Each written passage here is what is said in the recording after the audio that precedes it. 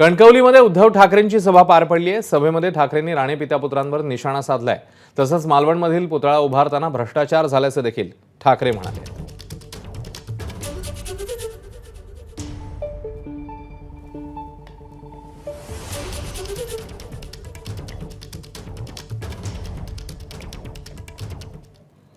त्यांनी मला आव्हान दिलं, येऊन रस्त्याने जाऊन दाखवा, हेलिकॉप्टरने येऊ नका।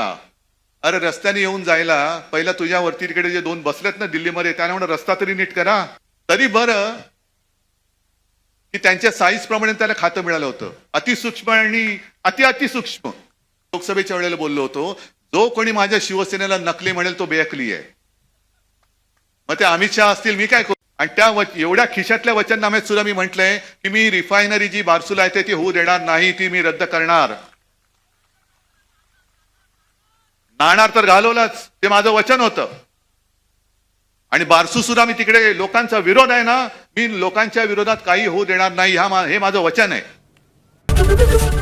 एबीपी माझा, उघडा डोळे बघा नीट।